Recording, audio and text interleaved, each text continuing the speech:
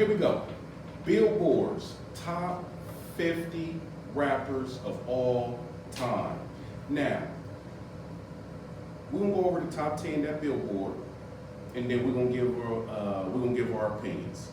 And if we move any artists up or down, please, this is no disrespect. You are all wonderful, great artists. But we're talking about the 50 best rappers of all time. Okay, so according to Billboard, number 1, Jay-Z. Number 2, we got Kendrick Lamar. Number 3, Nas. Number 4, Tupac. Number 5, Eminem. Number 6, Notorious B.I.G. Number 7, Lil Wayne. Number 8, Drake. Number 9, Snoop Dogg. And number 10, Nicki Minaj. That's Billboard's top 10 out of 50. Now, this is all subjective. Mine, Anthony Perry, my top 10 rappers. Number 1, Tupac. Number 2, Notorious B.I.G. Number 3, Jay-Z. Number 4, Nas. Number 5, Eminem. Number 6, Lil Wayne. Number 7, Andre 3000. Number 8, Rakim. Number 9, LL Cool J. And number 10, Snoop Dogg. And respectfully, I have to drop Kendrick and Nicki Minaj from my top 10. Yeah, I'd have to agree with that to a certain degree. We know Kendrick has had an incredible year, but I think I want to see the sustain. I want to see the sustained greatness, right? Incredible song. They Not Like Us. He went hard at Drake, and that's what we do in hip hop, right? We go hard at each other. It's a competitive sport. Got to give him his credit. Confident in the building for sure.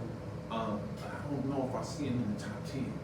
Yeah, I wouldn't put him in the top 10 right now. It's just too many artists to really say, and that's why I'm saying part of the problem I'm having with this list is it's based on recency. Nicki Minaj, I don't know if you're not a top 10 rapper. Yeah, I mean, with all due respect, I wouldn't even put Nicki in the top 50, to be honest. She's dope, but she's not a top 50 rapper of all time. And you know we have to recognize here too, Anthony. I think part of what I think I'm struggling with is growing up with hip hop, right? Growing up with hip hop before it became commercial. Yeah. Right? And we were looking at great artists who hadn't had commercial success. But now with the commercial success, and I would never begrudge anybody about making their money. You know what I'm saying? I'm glad to see these guys getting paid. But I just think we've lost a little bit of the culture as we transitioned out of, this underground kind of music into this commercialized corporate music. I think we've lost a little bit of the soul of hip hop to a certain degree. We did, and really the industry, whites, Jews took over the executives, and I worked for a record label years ago before I got into education. And the record label, they pretty much tell you, you can do your album, but your singles, your first 2 singles, and your marketing, we're gonna do all of that. We're gonna do all of this. And one thing that I've seen is that a lot of these artists today, they're not really rapping positivity. Right. They're not really rapping about the black culture. They're not really rapping about hip hop. I mean, I think now we got, and a lot of these artists, to be honest, I'm gonna give a lot of credit to these producers. Right. Because a lot of these artists are garbage, to be honest. Right. But the producers is just bananas. Right. I mean, like, Like DJ Mustard, a great producer. He can give a beat to anybody off the street, and they gonna sound like they pretty good. You know, that's actually a very valid point there.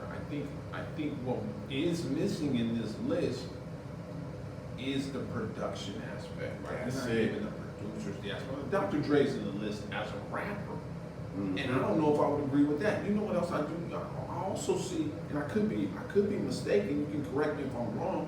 I don't see any Wu-Tang artists up here. Like, how, where's Method at? Where's, Ray and Ghost? And we're gonna get to them. They not in the top 10. And then let me go through 11 to 20.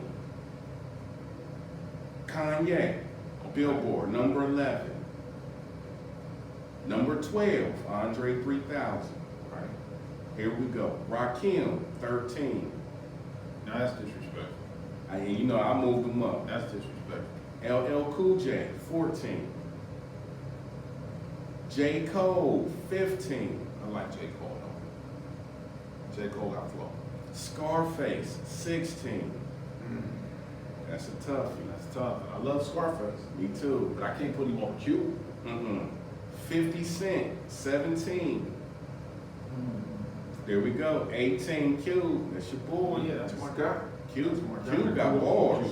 I grew up You know on what I'm Q. saying? No Vaseline. We can go back. We can go back. But some of those, he's got some, dope man.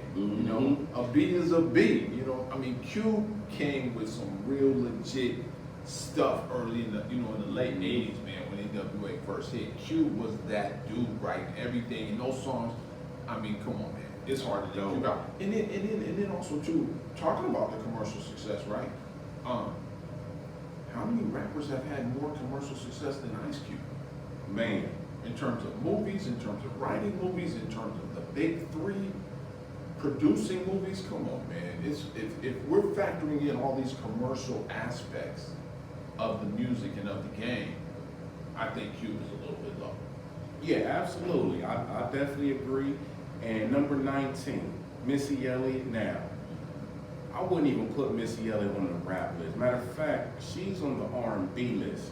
Missy's not a rapper, so I wouldn't even put it. That is no disrespect to Missy Elliott. She's a great artist, but she's more of a singer, R&B, pop style. So I wouldn't even categorize her as hip hop. But she's a dope artist. I love Missy Elliott. And number 20, Big Daddy Kane. And like I said, 11 through 20, like I said, some of them I'm gonna have to push back. Like Missy, I gotta push Missy down a little bit. I think 50 is right about right. I guess I think 50 might be a little bit low for me personally. Scarface, it's a lot. Scarface has a lot of following, bro. People love Scarface, and rightfully so. But I don't know where I could put Scarface right at the moment. yeah, Scarface. I don't look at Scarface as one of the top 50. Like he wouldn't even have made this list. But I will say this about Scarface.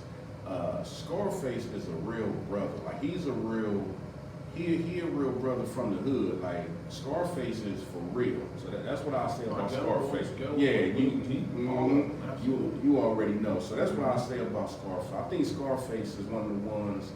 He a little too real.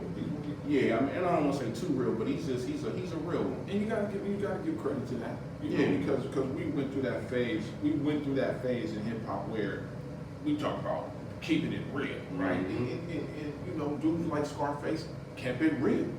All the way. And you know what I mean? So shout out to Scarface for sure. Shout out to Houston. You know what I'm saying? The Fifth Ward and all of that. Just love this culture too much to not speak up about this list. Scarface, I'm not sure where he falls, but I'm glad to see him there. Yeah. I'm glad to see my guy there. Because Scarface, like you say, has kept it way real for sure. Now, 21? Now this is my guy right here. Yeah, so 21, Billboard. Let me go to 21 to 30. 21, DMX. Yes, sir. Now here we go to Wu-Tang, Come number on now. 22. Come on now. Ghostface Killer. Come on.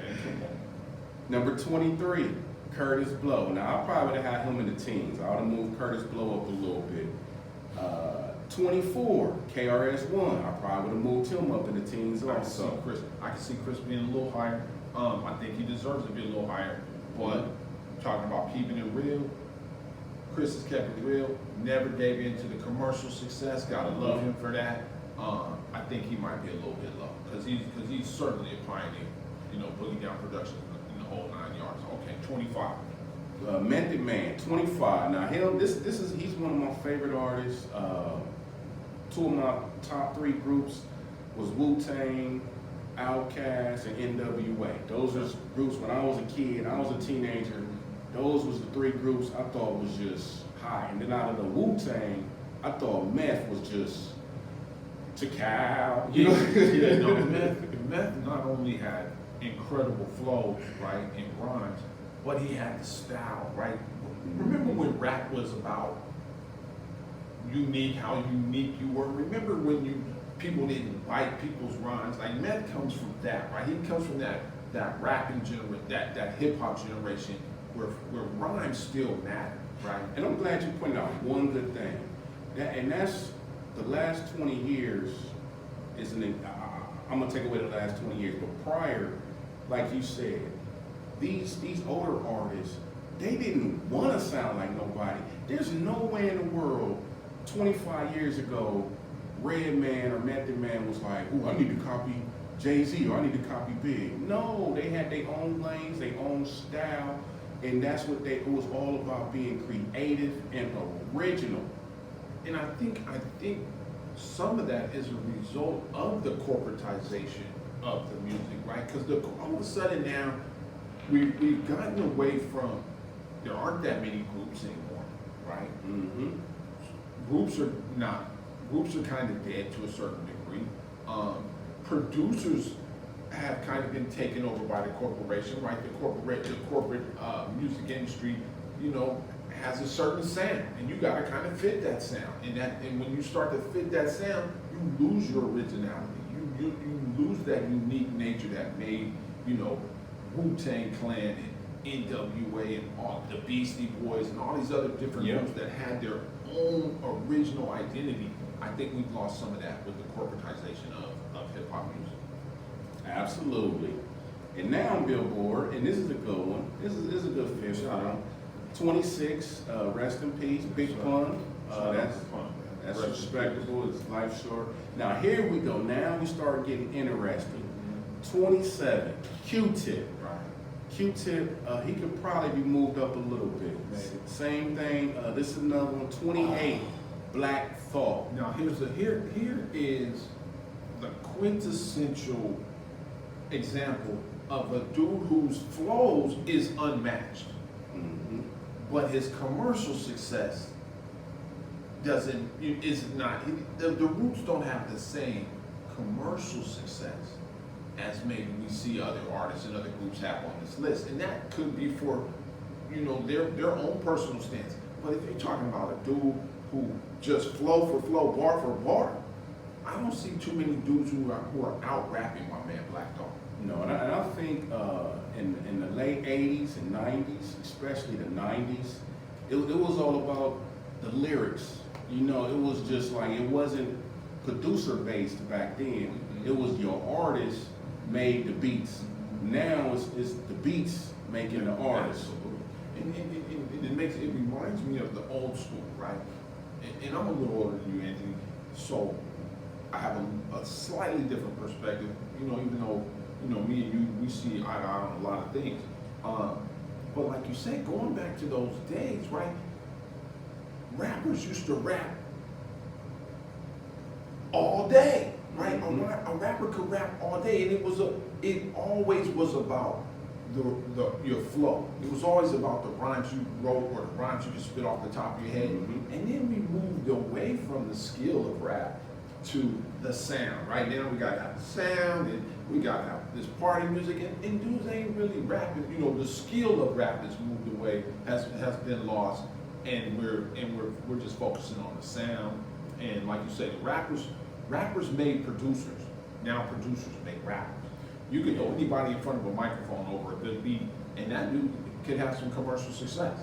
But I'm old school, and I kind of stick to the idea of man, if you want to be considered a great rapper, you better be able to put words together. And see,